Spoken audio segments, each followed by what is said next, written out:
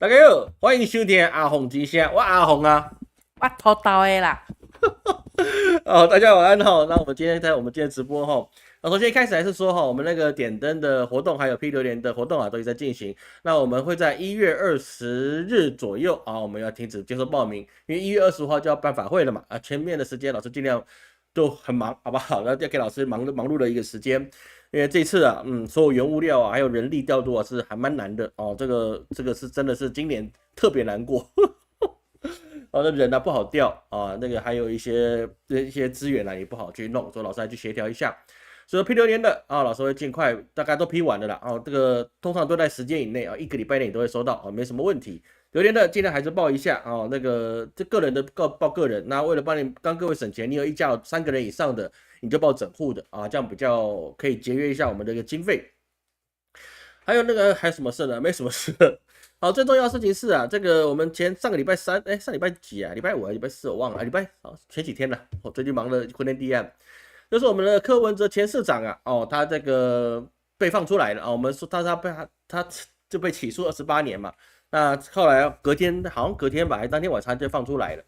那放出来之后呢，大家觉得他现在是不是自由了？然后他可不可以就是为他自己开始争夺了？各位记得一件事情啊，老师当时在节目上有说啊，如果他出来了，那尽量就是说你能跑就跑吧。我教授他同意，但是我知道他不会跑了，或者他是不会跑了。但是我就也跟各位讲，他出来了，如果不跑的话你全身长满嘴你也跑不掉。果不其然呢，你看才隔1天，对不对？他是不是全身长满嘴，他也跑不掉？他今天又回去开羁押庭了。这个音乐老师有很多的贵客啊，也是政治界人士啊，这就很多人跟老师说啊，老师这样子不行啊，你这样子是指导检方办案是不是？好像大家听到你说讲那个之后，他们赶快把柯文哲抓回去，没有好不好？关我什么事啊？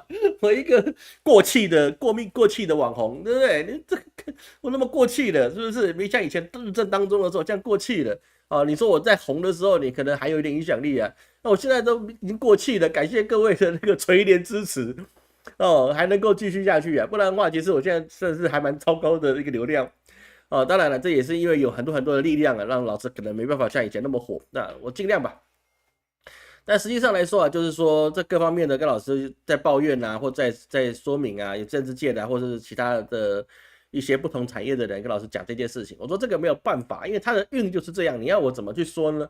对不对？那个难道政府会听我讲话，然后就把他抓回去吗？也不会，好不好？那不关我的事，我这边澄清一下哈，这个不关我的事，好不好？不是我诅咒他的，好不好？我个人的事情完全不干我的事，我只是侥幸严重而已，好吗？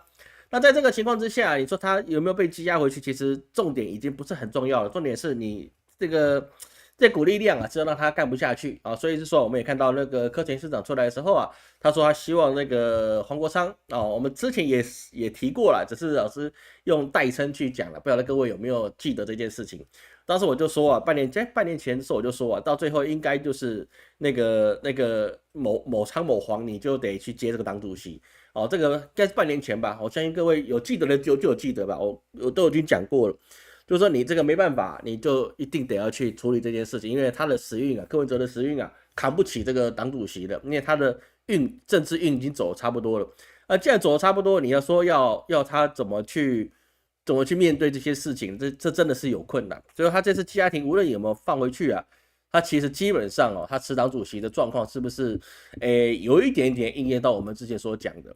那至于是说他到底有罪跟没有罪啊，其实也有很多人要去跟我们讨论说他到底有没有罪啊。有一些不是政治的朋友这是不是政治的粉丝，他只是关心政治的粉丝那在跟老师在吃饭在喝茶的时候就谈到，老师你说他到底有没有罪？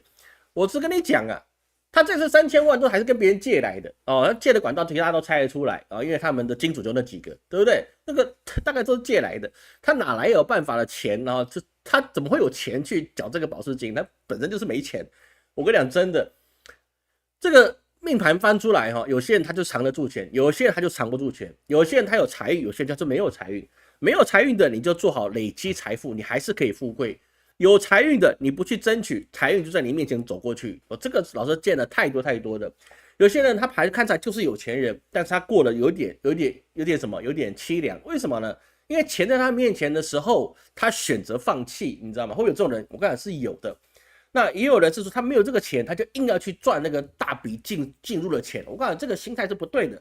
人都可以发财，人人都可以发财。我敢跟你打包票，老师跟各位讲，我们这样P6年在算命，我跟你讲，一定会人都可以发财，这个是你有机会的事情。但是发财的方法不一样，你大部分都是缓发，就是我们的时运没有这么强，对不对？你说台湾100年造一个王永庆，对不对？50年造一个郭台铭，但是那个长期才堆叠起来的，没有一件事情是说我突然暴富，有你冲乐透，你暴富完了之后，横财来必有横祸。这个都是很可以去理解的一个事情，所以说我们知道的就是什么呢？你每一个人都可以发财，你就必须累积，你存得下来，跟你有去在对的时间，就是说对的事情。比如说我们下周3我们要公布这个奇门遁甲择吉纳吉的这个日课哦，一样今天提供3天给各位，那你懂得会用的，你就可以用得很好啊，你没有去用的那也就算了，这机缘嘛。所以说这个事情你放在柯文哲的命盘上面呢、基本上我从以前到现在就是他是市长的时候我不投他，他选总统的时候我也不投他，我从来没有支持他过。我说白了吧，对不对？我陈某人从来没有支持柯文哲过，对我的立场就是不支持他，因为我知道他是个好人，但是他不是一个好的政治人物，你知道吗？就他这个玩意儿，不是这玩意儿不太对，得罪了小草们。就他这位先生啊，他当医生我觉得很棒，他管理一个市很勉强。你说他当总统，国家就完蛋了。这个是很能够理解，因为每一个人的人格特质是不一样。但是你说他会不会去说，为了是说我盖一个金华城或盖一个什么东西，然后我贪污上亿元，他没有这个能力，因为他的回路他就只能去在于做事，然后呢，他没有办法去接受这个钱的感觉在哪里因为他这辈子没有因为钱去苦过，你知道吗？他没有因为钱是说我今天要去缴房贷，我今天要去缴学费，像老师以前对不对？那个3天饿2天。那我就知道钱很重要，所以说你找我服务，我就是一定要收钱，不收钱没门贪财你知道吗？没门钱就一定得付的，因为我穷过，所以我很爱财，我很珍惜赚钱的机会。但柯文哲没有，他从小到大就是爽翻天的，对不对？爸爸妈妈都给他好日子过，因为他爷爷那一代下来都有一些关系，让他这辈子起来都是没有什么大难。那么在这个状况之下，你就要谈那个1亿2亿元，他有感觉，他没感觉，因为你10万、20万、50万、100万、100万、1000万对他来讲都是一样的，因为他要钱的时候他就有钱花。为什么？他老婆就管财的，他自己也不碰钱。所以这个很多人比起来就知道说，这个人他的精神跟他的心理的能量是没有办法去理财，他根本就没有办法知道钱对他来讲的意义在哪里。所以说你要贪财的可能嘛？这个盘面上显示他就不可能。这个我们在专业来讲。就是这样专业判断一个人就是这样。有没有可能失准？有了，还是会了，对不对？很多人现在一直不放过老师你那个台湾总统大选都错就是美国大选你也错好啦，你按那讲我就赢了，我就是错怎么样？说这次可能也是我错了，好吧？都你对，都你对，好吧？开个玩笑老师这个是开玩笑，不要认真所以各位请放心这个柯文哲这个事情大概不会那么快结束了拖个1年半载2年的都很正常这个按照我们之前所讲的东西是一定的。那我们要注意的是什么呢？我们要注意是接下来在我们的韩国韩国这个部分问题是比较大的。为什么呢？因为他牵扯到一国之君的一个问题。一国之君意思就是说他是总统总统这个东西他被弹劾掉了这个尹锡悦现在是总理当弹劾经济部长代总统职。他就是韩国经济部长，他现在代理那个尹锡悦的权责代理这个总统的一个职位。那造成的是什么呢？造成的是政治跟经济的动摇。所以说韩环在这16年来已经跌破到最低的汇率，它的1个美元可以换1480元的韩环。所以在这个状况之下，对整个韩国是有很大的影响的。各位知道一件事情一个国家它最重要的东西一定是经济，但是呢，经济它是建构在什么地方上面？经济是建构在工业跟制度这2个方向去撑这个经济。你有工业跟你有制度去撑住这个经济的这个2大基石。那后面当然还有农业或原物料之类的一些小基石，但大基石就是工业还有你的制度这2个东西去做。而当现在韩国的它的尹锡悦如果被弹劾掉，代表制度的这一块垮台了。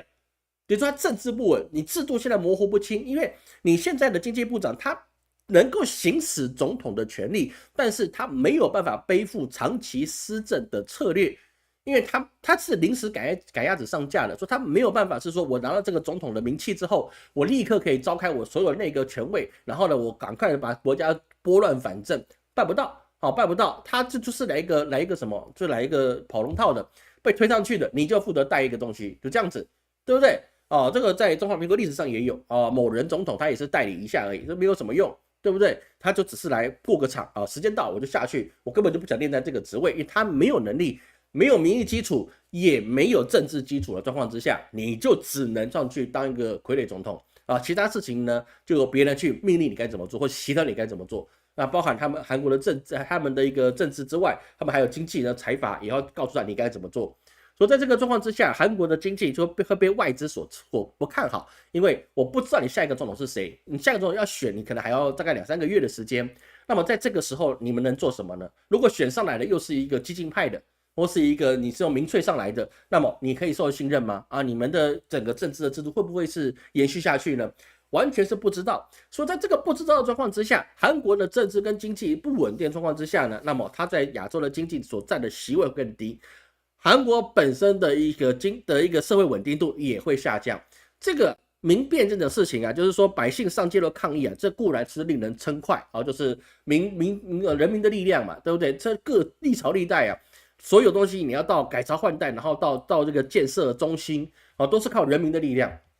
百姓的力量就是国家的力量啊，民以这个什么国家是以人民为做基础，这个是很正常的事情。就看人民展现自己的力量的时候啊，这个的确是令人称快的一个事情。但是问题是你有没有承受这个后果的能力啊？所以说政变最好是要有枪杆子出政权。为什么？因为你枪杆出政权之后啊，你把前政府打掉了，那么你新政府你一张坐上去的时候，你国家是稳定的。各位懂老师意思吗？你枪杆子进去之后，你就可以命令你的所有的部会、所有的人民，你都必须听我的。你不听我的，我给你2颗黄蛇饼让你吃一吃。各位懂老师意思吗？所以在这个状况之下，韩国没有，它不是枪杆子出政权，它是靠民粹出政权的话，那么这件事情就会变得很难办。就像我们之前我们谈到上个礼拜谈到的。阿根廷总统米雷伊，他是什么电锯出政权，嘣嘣，然后就说他毁掉整个政府机关，对不对？他毁成功了，但是那个阿根廷的经济好了吗？表面上好了，但实际上是烂到谷底啊，这个是没办法改变的。年末时候给大家讲出一个成绩单，说啊，我们是这个通货膨胀已经停止了，还有我们经济生产可以开始了啊，对不对？我们国家开始有盈余了，讲是这样讲，但实际上百姓饿得半死啊，肚子饿，看不了病的看不了病，你要怎么活下去呢？是不是？就是在这个状况之下，我们就会发现，你这个制度一旦被民粹所去影响的时候，这个国家出现了问题。比如说，我们最近看一个美国的新闻，美国最近有一个某某保险公司的 CEO 被人家暗杀啊，不是暗杀，明杀啊，在他背后开了3枪，对不对？为什么呢？因为他这个 CEO 上台之后啊，他的这个健康保险公司啊，本来是正常是16%的一个拒赔率。啊，后来他一上任之后啊，找借口去拒赔，说他上升到30%，所以说这造成的是说，就有人会去处理他，但是你这个人他本身是有钱人，然后他把他处理掉之后，百姓却去拥戴了凶手，所以这很多事情就是你没有制度去约束了资本家，你也没有制度呢去惩罚施暴者，你也没有制度去让百姓过得更好，那么这个国家就会产生了一个危险。各位懂老师意思吗？所以说这个你要么就枪杆出政权，要么就是你是有一个很强健的制度啊，那不然的话，你这个政府啊，你就被别人看不起你的政治跟经济的稳定度，那么你后面的发展就一定是往下。好，这个已经没有什么样的模糊空间。像韩国这种国家，它发生这种事情啊，它一定是往下行的啊，这个是正常的一个事情。而加上韩国它本身呢，并没有很出色的农业。百姓并没有办法足够从韩国里面就可以产出足够让百姓吃得饱的农产品，中国也没有，台湾也没有，对不对？日本好像还可以啊，日本的农业还可以，但是还是需要进口。但是俄罗斯没有问题，所以说看整个世界局势，陷入战争的国家，百姓都是怎么连这个月生债道都是怎么衣不果腹，对不对？衣不蔽体，食不果腹的。但是为什么俄罗斯没有？因为它的农产品足够它全国的人吃，还可以外销，能源也是一样。所以打仗跟改朝换代跟所有事情去看，我们就要看它几个关键的要件，而不是说跟别人看了啊，这很精彩啊，这个以后会怎么样？很多事情我们去预测的时候，它并没有这么的困难，包含经济的，或是你自己公司，或是你自己人生的事情，要预测它其实没有这么困难。你不一定要学会紫微斗数，你不一定要学会奇门遁甲，不一定要学会四柱八字，你甚至不需要会算命。你只要听得懂老师在直播告诉你的这些关键点，你就可以把你自己人生弄得很好。比如说你自己人生为什么可以发财？很简单，你的收入来源在哪里？收入来源在哪里？就是你自己能够创造什么样的价值。你的欲望这么大，你有没有满足别人跟你一样大的欲望？如果你能，当然你满足别人的欲望，你自己自然就有这样的收入。所以说，你能满足多少人收入满足多少人，你就可以有多少收入，那你就可以满足你自己多少欲望。这个东西是很容易画出一个三角形，然后我们把它做出思维导图，你就可以让你自己变得富贵。而你不能去想说，老师我什么时候时运好，什么时候时运好跟你没有关系。当你问出这一句话的时候，你就已经没有时运好的时候。为什么？因为你在等时运好的时候，你没有办法跟上这个时运，那就很糟了，好不好？老师以前有时运好的时候啊，什么时候呢？比如说在什么时候啊？在公元2000年那个时候，对不对？你只要买房子零元购屋，对不对？零元购物的事情有没有发生在我身上？有，但是我没把握，我就没发财。是不是？不要说各位了，我也没发财，因为我不懂这一些，我还年轻，对不对？零元购物时代，那时候我很年轻，我可以买房，但是我不知道该买房，甚至有客户那时候我在开网络公司，还边拜师边学，然后边开网络公司，就有客人跟我讲，小陈啊，你现在就应该买房子，对不对？你看我这房子啊，这个一个月缴3000块，是不是？你一个月租金要1万多块吧？我说差不多要12000，对，你买间房子3房2厅的，对不对？月缴3000块，宽限期啊，你就现在要买。都有人告诉我，你应该买房子，而且你根本不用担心你的负担，你只要签个名，房子就是你的。我有没有把握？我没把握，所以说我到现在没有房子，不是很正常吗？因为我有这个运，我有这个贵人提醒我的时候，我没有准备好，那么我怎么发财呢？好不好？这个是题外话，跟各位去说明一下。所以说我们在看这个以及韩国这个状况的时候，各位要去注意亚洲的局势的变化千万不要在韩国那边琢磨过深韩国未来的经济肯定跟我们之前预期的是一样，它会不断的下行。会不断的下行，这是可以去预测的。那日本会不会这样呢？日本现在的石破茂这些事情，其实它现在已经比较没有什么声音了，因为第一个到年底了，第二个就是说美元还需要等特朗普上台之后，他要看日本跟他怎么样的互动，他才能决定日本经济的走向。日本的经济它其实高度依赖美国跟中国这2块地方，它缺一不可。你只亲美国，那么中国的地方你就赚不到；你只亲中国，美国的地方你赚不到。所以说，日本它的角色比较特别，它需要一个能秀善舞的一个总理一个首相，他既能够亲美，又能够亲中，这2边都亲了，那么他的经济才能维持下去。就很简单来讲，他卖的东西能不能卖到中国去？他拿到中国的原物料够不够低价？那这就需要他们做出来更好的 FTA， 那日本的经济才能够维持下去。各位懂老师意思吗？日本它本身的原物料并没有这么强，它所能够成为一个经济大国的原因，我们之前有讲过，它是因为2战的时候，美国为了要扶植一个在亚洲的傀儡政权，所以是说他们也需要一个代替他们做事情的黑手，所以他们就把这个工业委托给日本做下低效应，让日本从完全不懂做工业，只懂得做枪炮弹药的国家，变成了他们会变成有小家电或是大家电，然后与军转攻，慢慢把他们汽车工业还有他们的一些电子工业把它扶植起来。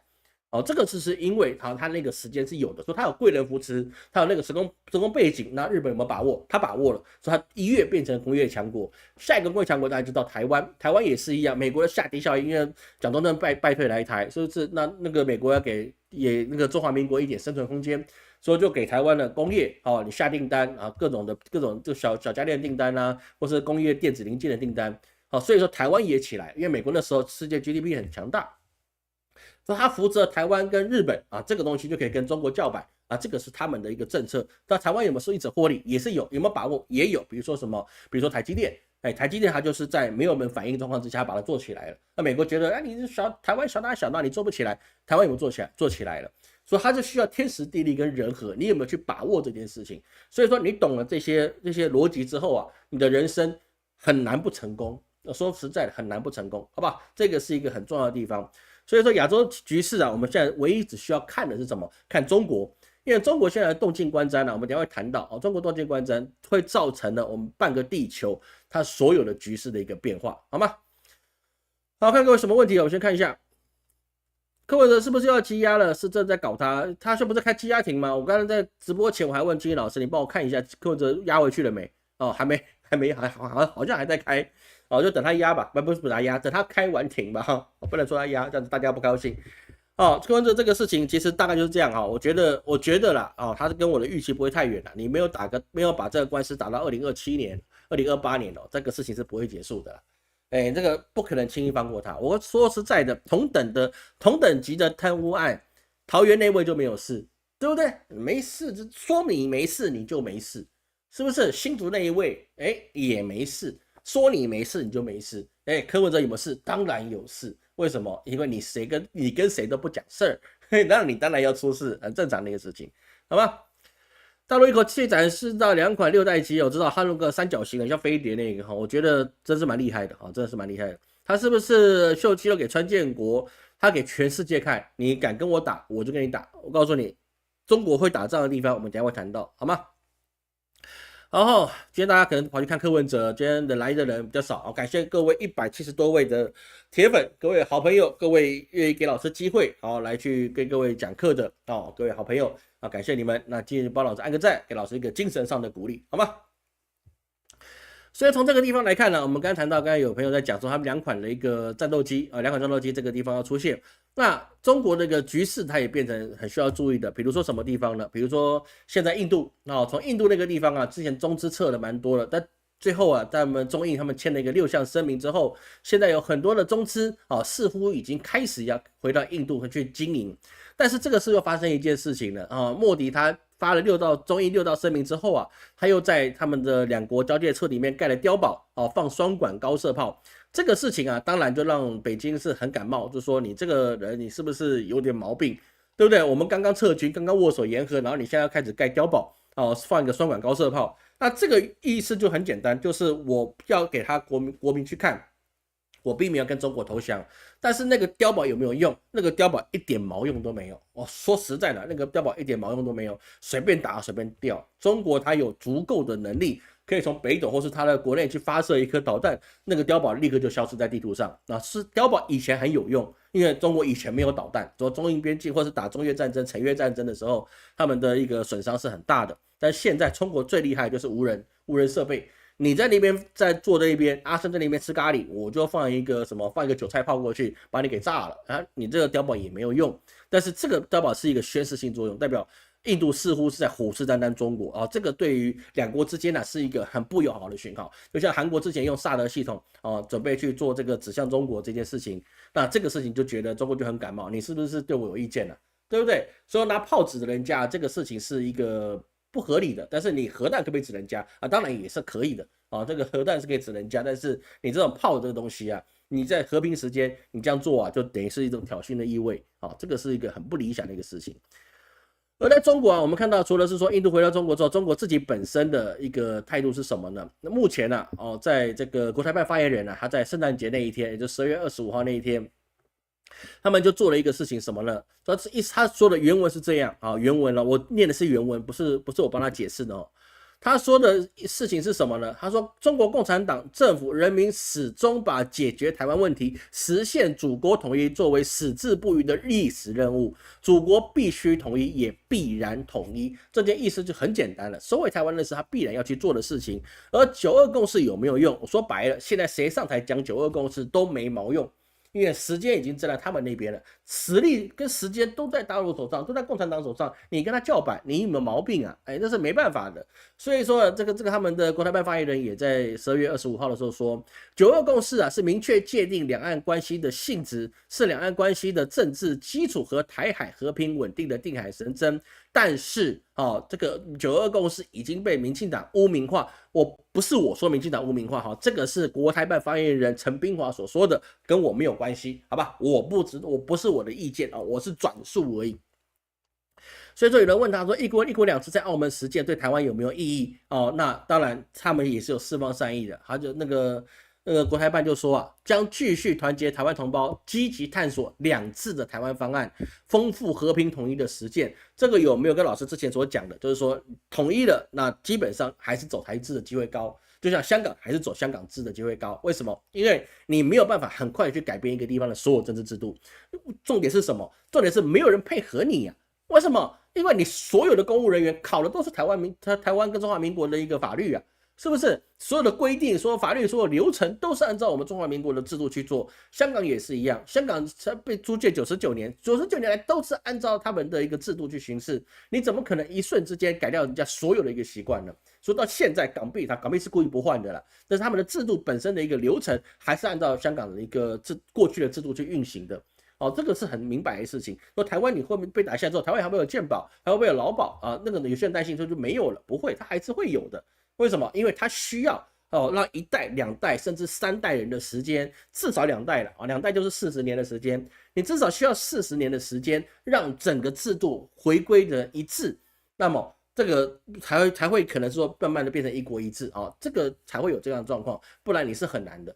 而且在中国，在目前他们自己统治的地方啊，比如说像新疆他们也有自治区啊，对不对？也是按照他们自己的制度去做办理，只是你不能违反中华人民共和国的宪法纲领。但是他们基本上，他们那个地方属于自治区，是不是？说很多地方啊，他们都是自治区。其实也就是说，中国是完完全全的一党制。其实很多时候并不是全然如此。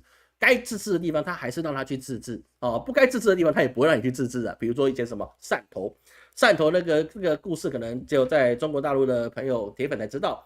汕头那个汕头事变啊，就是一夜之间把你打回解放前，因为你想搞自己的制度，说一夜之间把你打回解放前，本来是什么？本来是像比现在的深圳还要繁华的地方，一夜之间让你变成什么？变成小乡村，从1线都市变成3线城市，是不是很简单啊？就是你不服管教，我就管教你。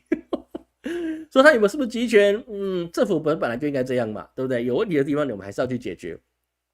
所以在中国现在目前做的事情啊，就变成是蛮有趣的，是什么呢？现在我们看到是说，在乌俄战场上面啊，现在为什么俄罗斯的战法是越来越多变啊？这个我们等一下会去讲到。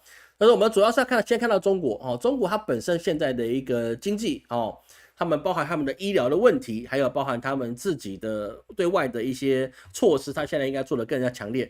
比如说呢，现在在中国他们的微信公众号里面就有人去发一把这个事情是什么？在去年，中国医疗卫生机构入院人次啊，有达到3.02亿，等于是说呢，他们的13亿人口里面有3.02亿的人去住院，每一年增加了5501万人次。这个事情是非常高，因为他们的居民的年住院率高达21%。等于是说呢，本来没病让你有病，简单说，本来没病让你有病，为什么？因为它是一个产业。这个产业发展下去的时候，就变得比较严重一点，就是百姓你对医疗的负担会越来越重。所以老师自己也一直跟各位讲，无论是在中国、台湾或者世界各地，买保险是一定要的。当然，像美国这样保险公司会出现问题的有没有？有，但是大部分的时候你没有保险，你的日子会很难过。老师每个月缴的保险费是蛮高的老师每个月缴保险费是很高的。为什么呢？因为我只要出去没回来，经理老师就变富婆了，或是我一生病，我就可以请那个18岁然后上班倒的护士来照顾我。对不对？这个就是你不能拖累家里是必要的一个事情，只要你会买就没有问题。但中国现在遇到这个问题就在于是说，你这个医院这个事情，就是他如果没有谋求到暴利，他就有可能会倒闭。等于说他们医疗制度现在被翻出来要去整顿的地方，所以说现在在中国啊，你要去做这些营养食品啊，或者是一些医疗器械的，现在要小心一点你可以研发生物科技，但是如果你要去开医院的或是做一些整顿的，你可能就要小心一点像中国现在放出这个消息啊，基本上就是整顿医院，比如说你无效治疗，或是多次重复治疗，比如说在中国有个戏剧常常被台湾 Facebook 去截出来，叫白色巨塔那也什么医院的春天还是什么忘记了就是有人重复用药，死人也给你用药的状况。所以在这个状况之下他们现在要整顿就是医疗医疗这边会开始去做。而在另外一个状况来看中国它现在它面对到了就是说它的一个电动车的问题，它现在必须做一个很好的改变。为什么呢？因为电动车这个事情啊，中国要把它变成独占性，它方法其实很多。第一个就是电池，因为电池东西现在中国的技术是独步的第二个就是它也可以使用美国一样的方法。我们过去说什么呢？在美国制裁太严重的时候，中国一定会制裁你稀土这个大概2-3年前说过的事情。那今年开始，中国已经开始制裁这个稀土。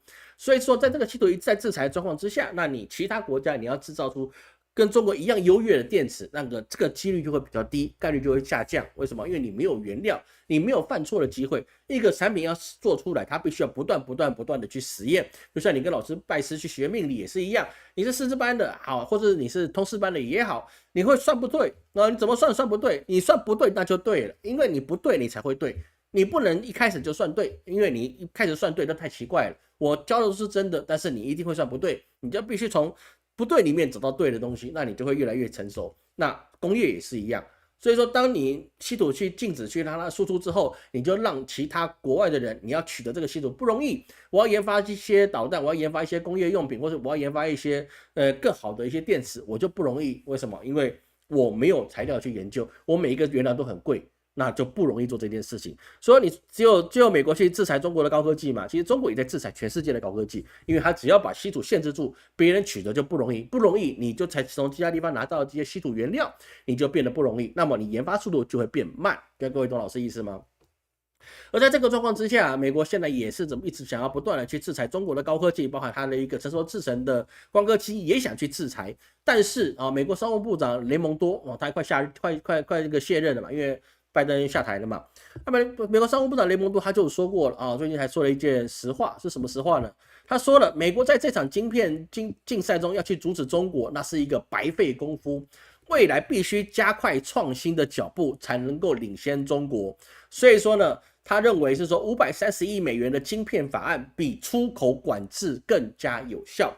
雷蒙多这个说法是不是完全印证老师过去2年一直跟各位去讲的？你制裁中国基本上是白费功夫，因为人家只是慢一点，但是不代表他做不出来。但是如果他做不出来，他慢慢研究一下，他还是做得出来，只是绕个圈，不能犯你的专利，然后他就把它做出来了。那么你拖这几年，你自己也没有进步，那有效果吗？那是没有效果的。所以中国未来居上，甚至主宰整个科技的产业，基本上我觉得这3年以后大概就有机会由中国去掌握跟主宰整个高科技产业，因为中国的大学生太多了，一年1000多万个大学生，这1/1000他也有一个1000多个天才，你知道吗？万中选一的天才，他每年1000多个，是不是？美国有多少个天才啊？有限，没有那么多，是不是？他们教育很好，没有错。很多朋友跟老师讲，老师你这样讲不公正，这个欧美的教育才是最棒的，他们高科技啊什么研发最好的，我绝对同意你的看法。但是人家有人海战术，3个臭皮匠胜你1个诸葛亮，对不对？你有10个天才，人家有1000个天才啊，那你差100倍，你要怎么做？他们3个人讨论出来的东西，不比你1个人强吗？不比强可以，他100个人研究出来的东西不会比你强吗？研究也是要团队的，你1个人再天才，像图灵，对不对？以前那个我们电脑之父图灵，他1个人研究出来吗？不行，他要一个团队，大家分门别类做这些事情，他才从这个数据里面找到是说，我从这个地方去研究，对不对？中国有这个团队啊，你有吗？而且中国现在很多的对这个投资是很大的，它不是让你只有3班倒而已，它是给你很多钱。让你很多的待遇，然后呢保护起来，让你全家都舒服过日子，那你会做不出来吗？当然可以做出来。所以说现在中国如果是成熟制程也是被制裁来讲的话，基本上对他来讲的影响力已经不大了啊。即使你要制裁到它可能到28奈米，也都可能没有什么太大的作用，因为现在中国它本身自产自销的能力，光刻机是有这个实力，只是它的品质还是不好，良率还是不够高，但是不代表它做不出来。你把它制裁了那基本上你后面你要再去阻止它的状况是很难的。而美国当然也不会只看到中国，比如说台湾的联电联电也要现在也说到似乎了这个是没有一个很实在的一个消息，是只能从一些报章媒体里面所发现到的，就是联电它可能就是因为它的2024年第3季的营收跟获利的表现达到历史新高，所以是说有可能它也必须要去美国去设厂。那主要原因是因为22跟28奈米的制程的需求是比较强大的，所以是说它的技术也是非常优秀的，所以就有可能是说把它也要搬过去到美国去做。各位从这个地方去看这件事情是很重要的，因为这个连 AIT 的新处长接到命令都要去拜访联电了，那么这里面就有很多我们去思考的空间。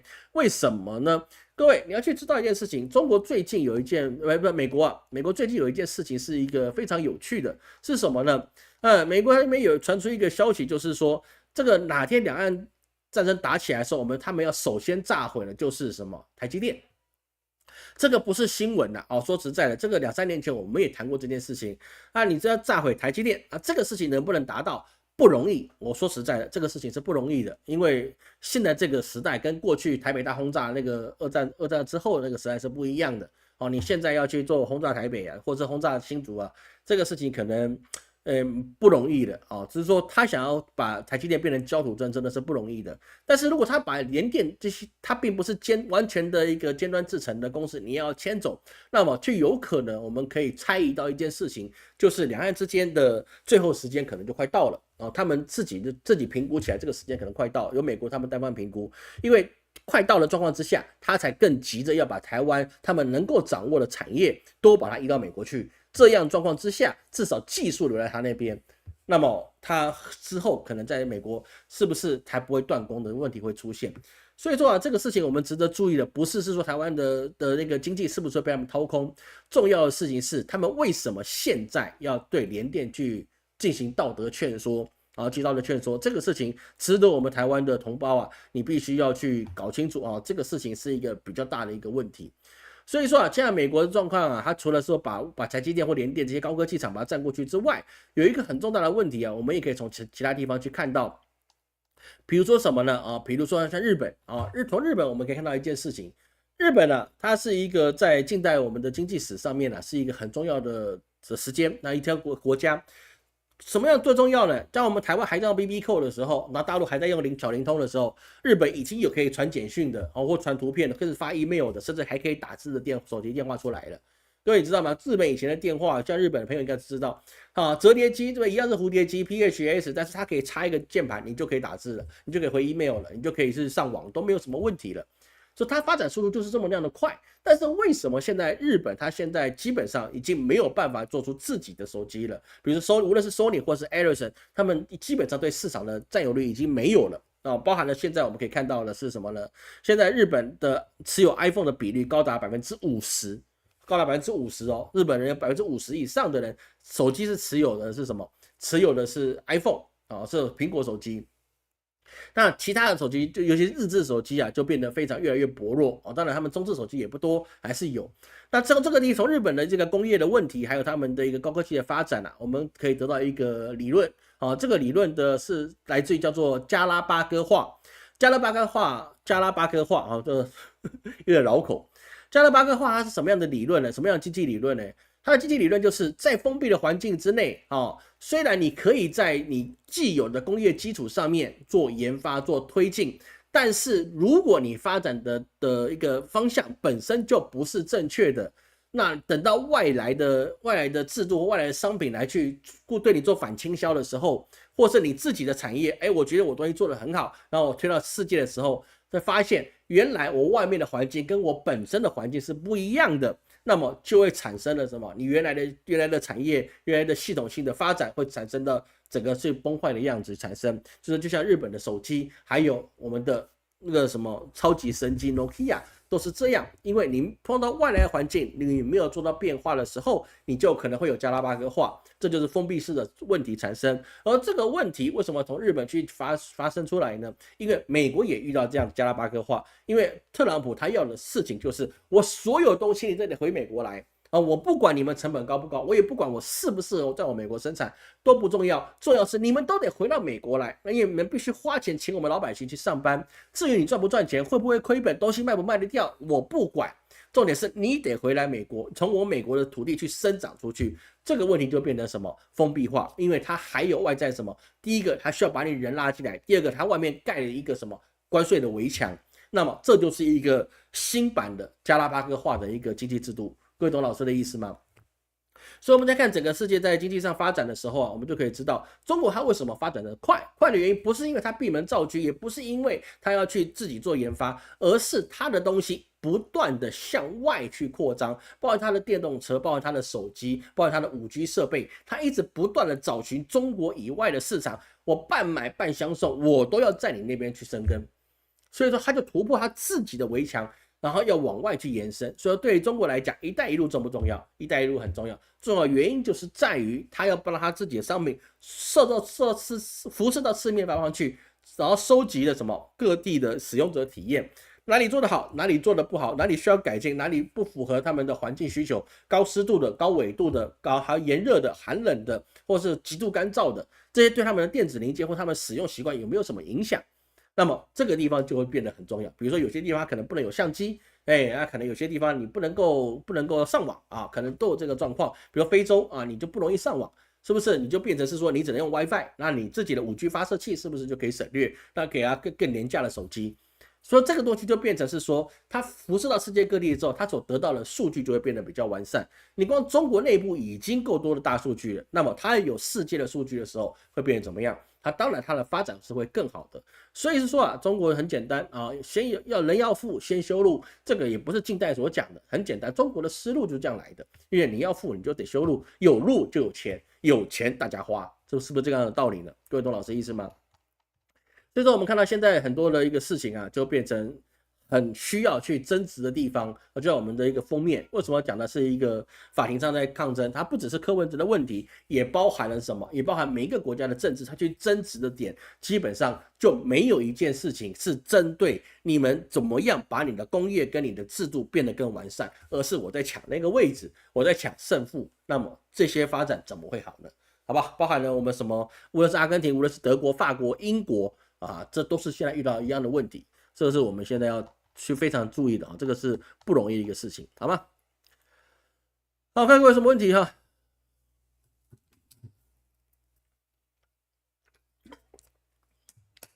陈飞是什么东西？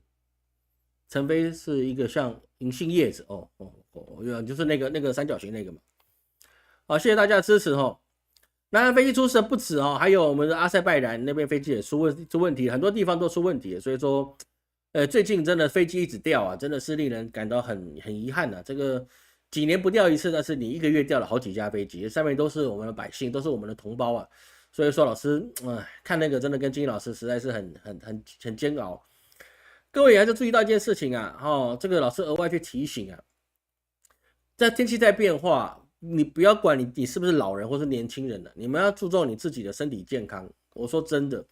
像最近老师啊，就有遇到，就是说有一个朋友啊，他就直接在晚上睡觉的时候啊，起来老婆就发现她老公硬了啊，硬了，就是睡梦中就硬了。那到底是不是有挣扎过，有没有东西不知道，就硬了。早上前一天呢还欢欢喜喜的，然后睡一觉起来，枕边人嘎了，没了。年轻啊，不到50岁哦，我不是说老人了，啊，不到50岁了。所以这件事情是不是就是其实人生的变化是很无常的？哦，是真的是无常的，在无常里面，它很重要的是就是你要保护好自己的健康，好吧？这个事情真的是最近啊，要面对到很多的问题了，而且包含台北市啊，这一个礼拜就因为天气变化走了20几个人，哦，这些都是各位要保护好自己，好不好？我需要各位都健健康康的活下去，这样子老师才会有人支持嘛，对不对？好吧？总统补助款拿了7300万，买了私人4300万，总后面有剩3000万，装穷。你以为一个党在运作的时候都是你数字算好，然后别人都不用花钱的时候，连党部都不用花钱，连党工都不用花钱，你今天拿到薪水，然后你就存到银行里面去，然后你1毛钱都不用出有，哪有那么好的事情啊？大哥，别闹了。哦，长隆这件事情没错哦，长隆这件事情没有错哈。这个老师本来是今天没有要讲的哦。那个长隆海运啊，他现在在那个大陆港口进不去了，为什么？因为他不挂5星旗。这个事情也是很重要的啊，感谢这位网友哈，那个 Corey 啊，感谢你的一个提醒，这个事情是很重要的一个事情。为什么？因为中国现在这个态度就很明白，你就是照我的制度来走事，我的规矩就是规矩，就这么简单的一件事情。所以长隆海运你要么就挂5星旗哦，要么你就不要进去。但是呢，光油料费啊，它一天就要花20万美元，20万美元不是20万台币，20万美元一天，就要花这钱。那长隆有没有钱烧？有，人家有的是钱，对不对？没问题的。但是这个事情就变成一个常态，你只要台湾的货物过去，你不挂它的旗是不行的。那这个事情就跟我们过去所谈到一件事情会变成有雷同，是什么？以后你要借台湾的船，他可不可以检查？因为我的规矩就是规矩，是不是？那他可以登船检查，你为什么要进来台湾的东西没有经过他们审查，没有跟中国报过关？这个事情人家也可以去讲啊，是不是？这个事情就会延伸出去，变得很多连锁反应啊。各位要去留个心眼，很重要。好，感谢各位朋友哈，给老师个提醒啊，因为之前这个老师有知道这件事，但是没有忘了把它排到今天去讲。哦，那个冲动态度不挂哦，这也是哈，还有那个对 c o r r 哈，太太的存折被北检拿走了，无法提领啊，这个我不知道哦，他的存折有没有被拿走，我真的是不知道。2025年中选大乌云会不会是地球的板块大变动？这个不确定哦，不确定。不过你说板块大变动，因为它是天上的星云的问题，它会影响台湾的地壳变动这件事情，我没有办法有经验，各位你知道吗？因为就是它那个星空的那个黑云，我没法判断，无法判断，就只觉得那一块有点像虚星啊，像基督星跟罗喉星这种虚星的影子在那个地方，我真的没有办法判断，因为这么远的地方，它是不是会引起到什么样的状况，我无法去预测到这件事情啊，这个不好意思，我实力不足，好吗？好，感谢秋夏赞助哈，谢谢啊，感谢 David Wang 赞助哈，谢谢，感谢大家的赞助。有人捧人场，有钱捧钱场，点个赞让老师开心一下，好吗？德亨财就要布施，德亨财一般就造福福德才有钱啊！我告诉你啦，横财过大，超出你的财库，你就是完蛋。横财带来必然是横祸。哎，有人问老师一件事情，老师你这么会算，你有没有什么奇门遁甲还是什么招财方法让自己中乐透？我告诉你，我实验过。它是有效，但是我怕，我就不敢去做第二次了。我不是中了头彩，我跟各位讲一个事情，好不好？这个事情我只能在这边跟人家闲聊的时候说，反正过后我就不认账了，好不好？我曾经做过一个实验，在我学徒的时候，我连续买30天的乐透，用30天的盘去排，我每一天都可以中奖，每一天都可以中奖，这小奖了。我回来假设是1万块，我大概亏了2000块。我拿回80%的钱，我最后还是亏的，因为我实在不希望他中，我很害怕，我只是证明我自己调出来的事情是不是可以成功，还真成功。各位，你不要说100次了，你10次去买乐透，你几次会中？我8次会中，都中小的，也有大的，也有小的，但加起来我还是赔钱，赔钱我就放心了，你知道吗？我超害怕的，我就试一下我自己的功夫，我还特别请神明。我点到为止哈，多的不要给我，我会怕。因为为什么横财带来必然是横祸，没有几个得到高额乐透彩的人，他有善终的，通常几年之内你就玩完了，而且过得比之前还惨。你拿一半出去有个屁用的，没有用的，因为它不是你的东西，你拿到就等于你会完蛋，你不会舍出去的，舍出去你剩下一半，你也不甘心，你还再去投出去，到最后你1毛钱都没有。所以说赌博这个东西是不理想的，买1-2张可以，该你中就是你中，但是你不要去是说花很多钱去买这个彩券，那个是没有用的。我跟你讲真的啊，这个事情我试过了而且也有人实验过了，横财带来就是横祸。脚踏实地的，我们做生意赚钱，我们靠设计赚钱，我们靠发想赚钱，我们透过帮助他人所赚来的钱，那是最实在的。我跟你讲，这绝对是最实在的。我们满足别人的需求，我们就一定会有收入，对不对？无论是说难听一点的，哪怕你是做特种产业的，哪怕你是那个怡红院的小姐们，对不对？他是不是满足客人的需求？他有钱。是不是？那他做到，你做得到吗？他做到，你做不到，他该赚钱，对不对？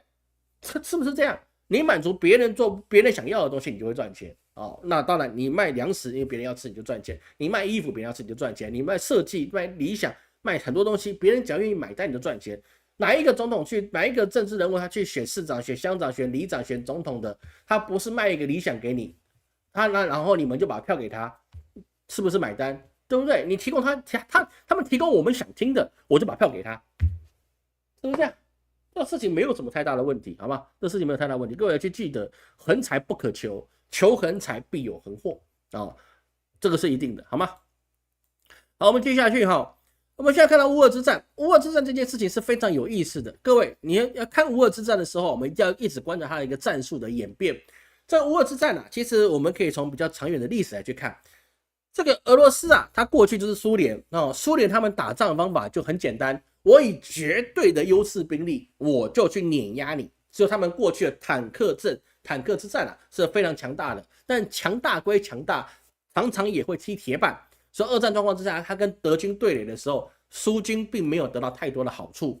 那为什么？因为他们的作战方法很简单，我他妈战斗民族，我跟你比拳头，我跟你比力气，我跟你比规模，是不是？我就冲过去跟你决斗，对不对？我不怂，是不是？我宁愿跟你玉石俱焚，我也不要躲到后面跟你慢慢用计策，计策太麻烦了。但是现在俄罗斯方法改了为什么呢？因为他们发现他们过去的战法是不行，过去的战法不行，这包含在二战时候就已经不行了哦。这个故事就在什么地方呢？就在那个共产党的一个名将，他也是毕业于黄埔军校的一个名将哦，他可以载入一代名将的一个行列之中，他叫做林彪。哦，林彪他之前啊，他就被借调去苏联去跟他们开那个军事会议。那林彪当时就已经跟苏联人讲，是说你们打仗的方式啊，横冲直撞的，对不对？用的总是说我摆好这个架势，我他妈的我就跟你硬碰硬，是不是？我就跟你决斗就对了，比谁的力气大，比谁的块头大，我就跟你硬碰硬就对了。那林彪跟他讲，打仗不是这样打的，你要懂得去做计策，做迂回。要是我是德军，我绝对不可能跟你们正面去硬刚，因为我的资源是有限的。我有限的资源当然是要发挥最大的效果，所以是说我不可能跟你硬刚，我一定是绕旁边去，从你不留意的地方，我异军突入进去。但是俄罗斯觉得不可能，我告诉你们，你们中国打仗就不行，你们东亚病夫，你行什么？对不对？打到最后，德国真的是趁虚而入，把苏联打了一个乌七八糟，甚至呢，他跟其他的小国打。人家只用了几万人打了俄罗斯苏联当时的几十万人的军队，为什么？因为他不走计策，我跟斯巴达300战士一样，穿个短裤我就跟他阿拉过去了，是不是？所以他被打得很惨啊，因为他没有计策，没有计谋。那到现在为止，在普丁啊，他们在乌俄之战初期啊，很多人就说什么长蛇阵啊，什么大军压境啊，坦克部队啊，我跟各位讲，那时候我就跟各位讲，没有搞这个的啦。搞这个你一定完蛋的，你的所有的后勤补给线你都跟不上。还有人是说1个小时之内就可以打到基辅去，把基辅占领，没有这回事啦。基辅不够打是没有错啦，但是呢，你要1个小时打下来不可能啦。你给你10天8个月了，你也打不下来。到最后不是只拖了8个月10个月，还拖了2年都还没打下来。为什么？因为人家会用战术，俄罗斯战术实在是不行。他就是拿人命去填，填了1年半之后，就发现填起来不行。而现在俄罗斯他现在打仗已经变聪明了，我们看到是说他已经不太仰赖驾驶员，也不大仰赖的坦克部队。我们现在看到打的用的都绞肉机，因为他很少使用这些重机具。重机具是没有用吗？不是，重机具有用，但是也很容易被打，因为乌克兰他得到的是北约的无人机的支持，所以是说你的坦克一出去就容易被人家端走。所以坦克再强也没用，所以我们到现在基本上都没有看到在那个2年前的2月刚开战的时候，俄罗斯的坦克一直不断的推进的一个画面，因为没有用。但是他即使不用坦克了，为什么他现在的攻势还是依然的凌厉呢？第一个当然就是伊朗提供俄罗斯的无人机，让俄罗斯的无人机的技术呢也提升了。所以说他现在可以用无人机去打啊，结果也不好意思打到阿塞拜然的客机，结果人家掉下来死了30几个同胞，真的非常遗憾。那第二个是什么呢？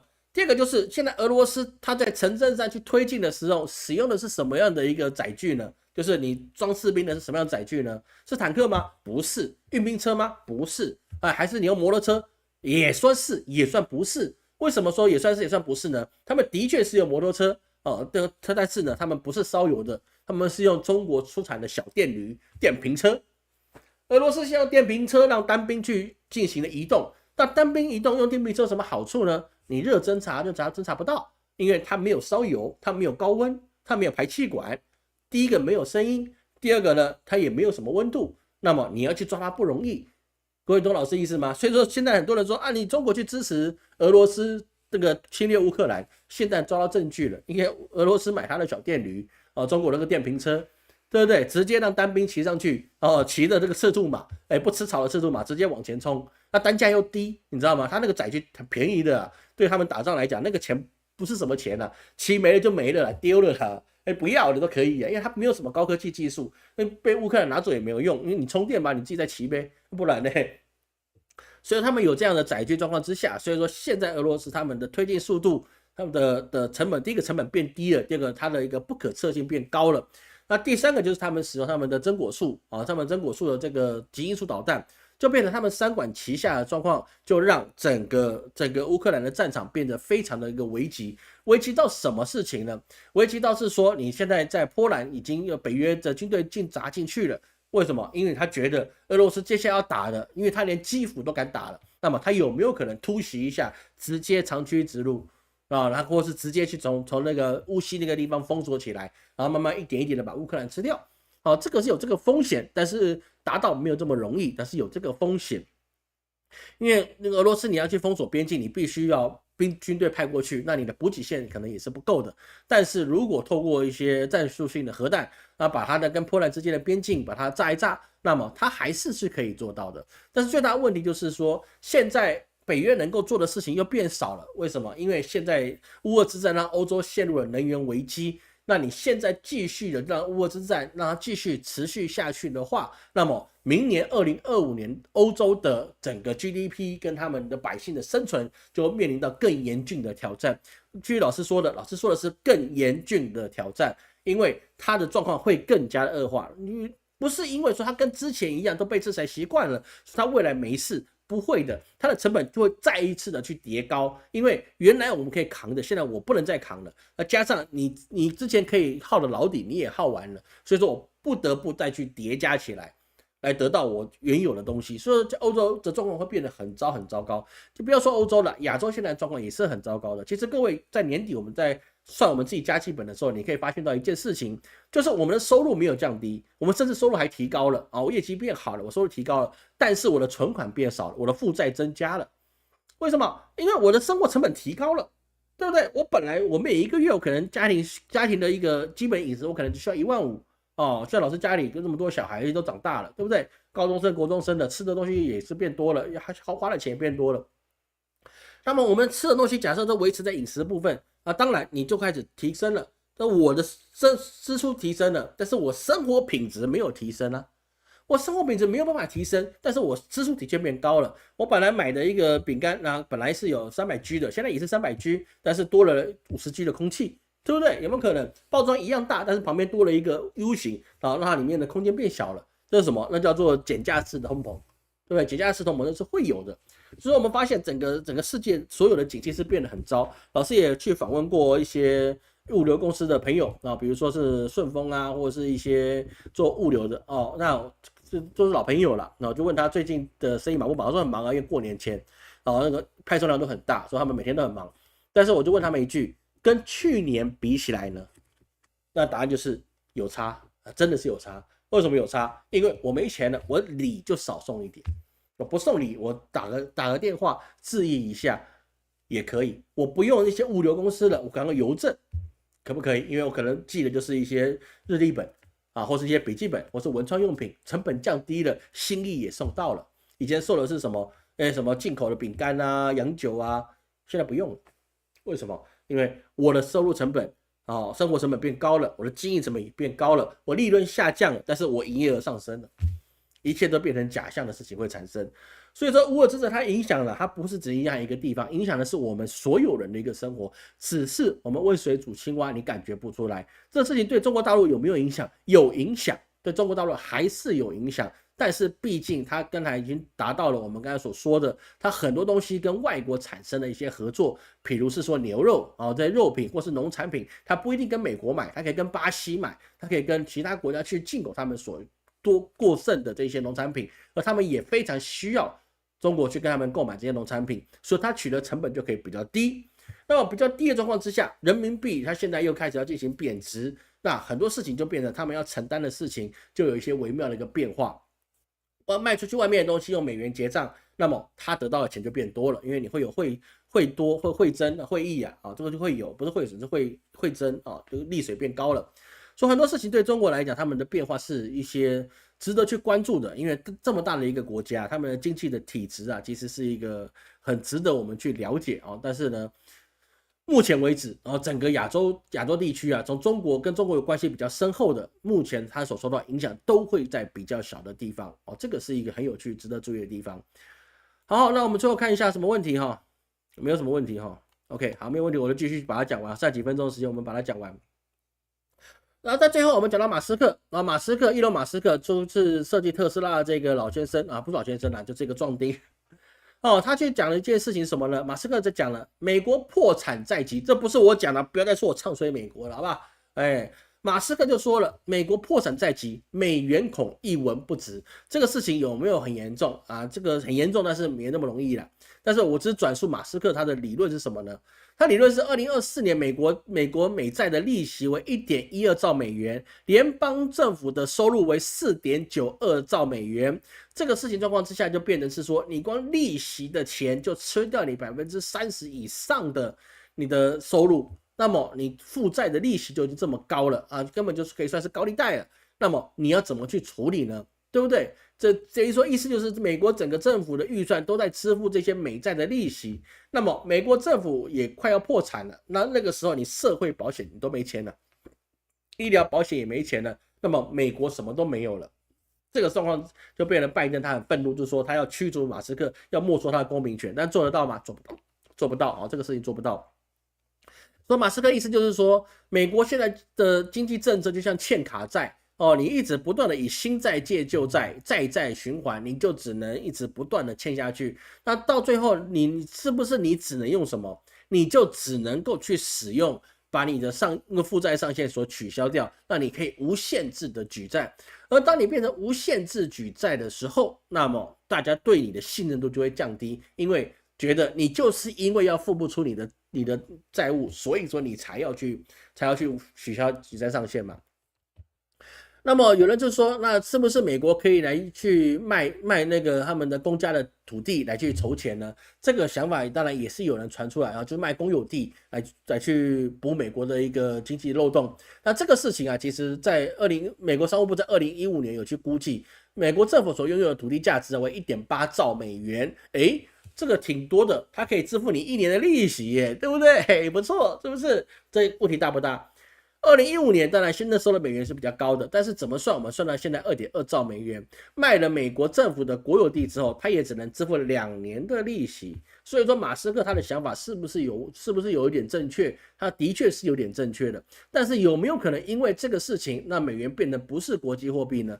目前为止是比较难的，因为我们可以从很简单的一个经济理论来看，现在世界上所使用的流通货币美元，它还是占有 50% 以上。就是1半以上的人，他都必须使用美国作为他们共同交易的货币。那么这个东西啊，要去换就没那么容易。而人民币现在在世界上连 5% 都不到，所以说你谁能够去取代这个美元啊，这个几率是比较低的。当然，这个数字里面会不会有些误差？我相信还是有的。因为为什么？因为现在包括美俄之间，或是中国跟伊朗啊，或是这个中国跟俄罗斯之间。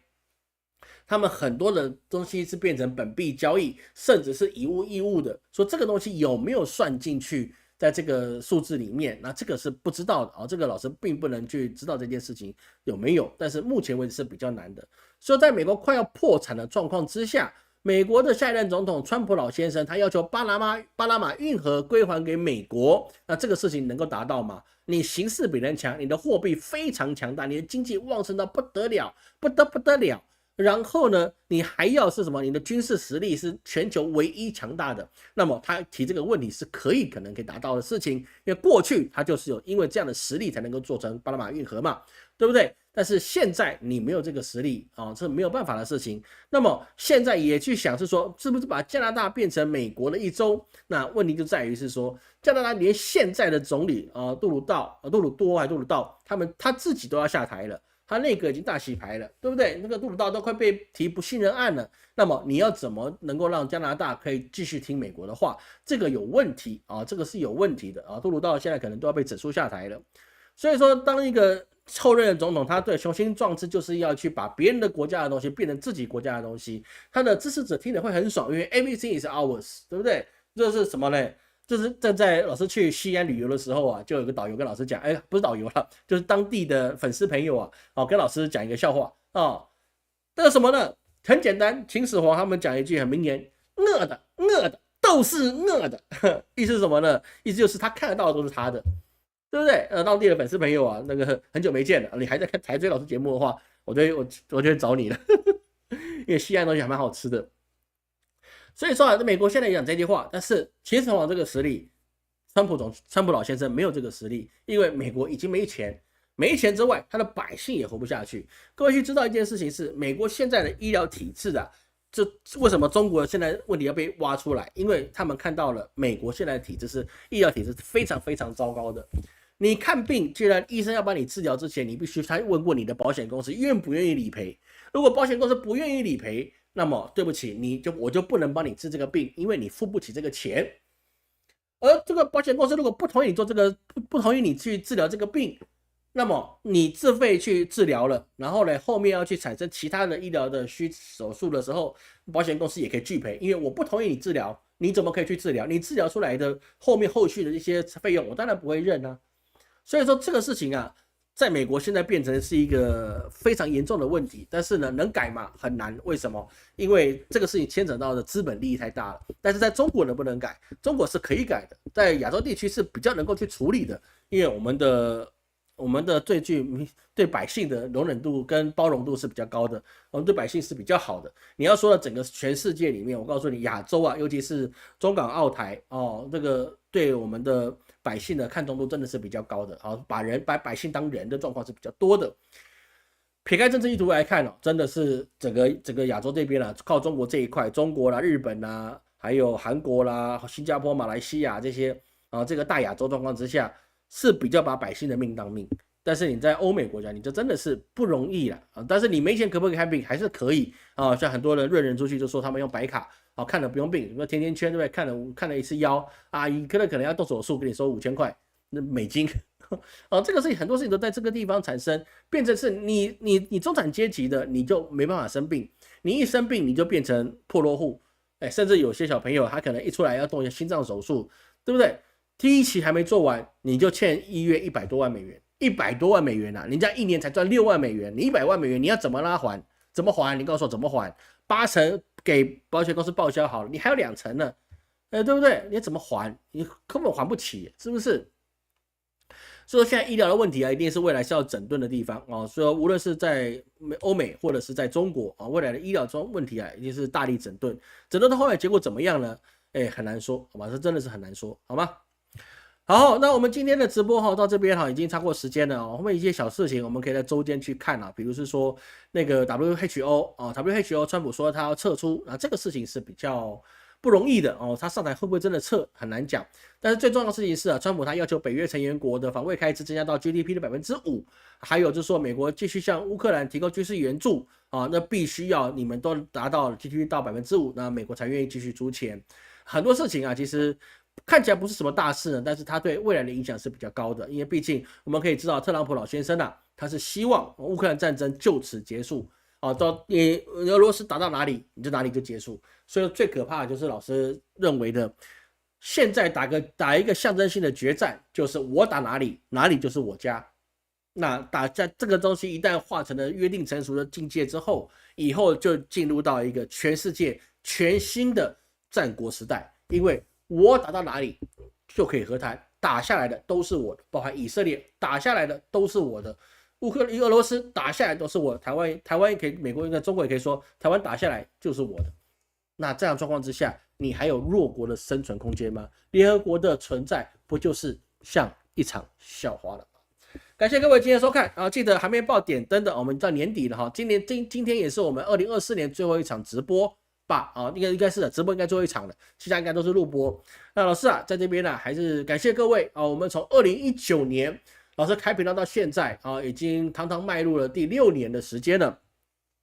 在第6年呢，是百感交集，然后从粉丝0到现在有15万，都感谢到各位的老粉老铁，你们长期给老师支持跟信任，真的是非常非常的感谢啊。老师也有感谢各位的学生啊，你们也愿意跟老师去学习，感谢大家都给老师的一路上的支持，我真的是非常诚正的感谢各位。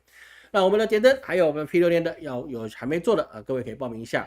下周3我们要去公布我们的2025年奇门遁甲纳吉日课。我是陈老师，我们下周见。祝各位2025年事事顺利，万事如意。我们下周见。